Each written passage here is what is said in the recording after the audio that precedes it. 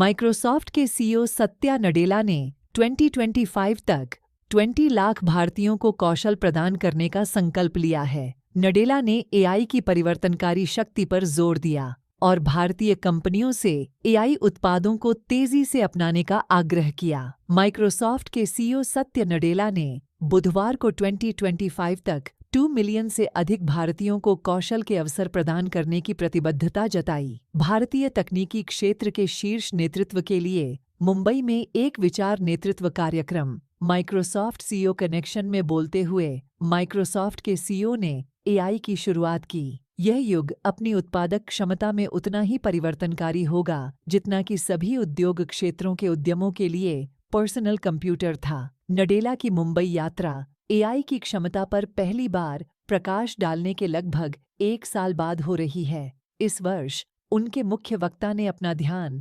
Microsoft cloud से हटाकर AI पर केंद्रित कर दिया। नडेला भारतीय कंपनियों को एआई उत्पादों को तेजी से अपनाने के लिए प्रोत्साहित करते हैं।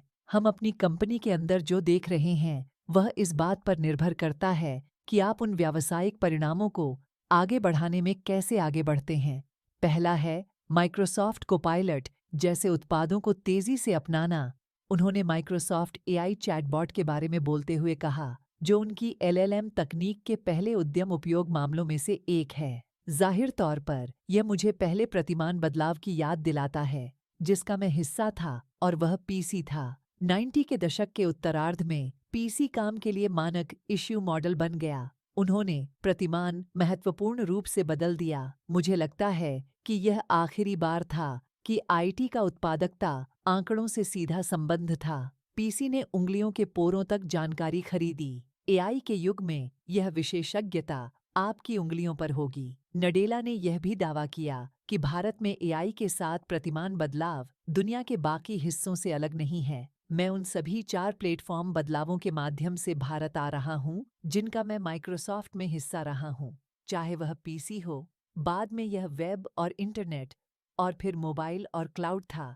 लेकिन यह पहली बार है कि मुझे लगता है कि भारत में क्या हो रहा है और बाकी दुनिया में क्या हो रहा है, इसके बीच कोई बाधा नहीं है, कोई गैप नहीं है। नडेला ने Air India, HCL Tech, Infosys और एक्सिस बैंक के एआई अपनाने पर प्रकाश डाला।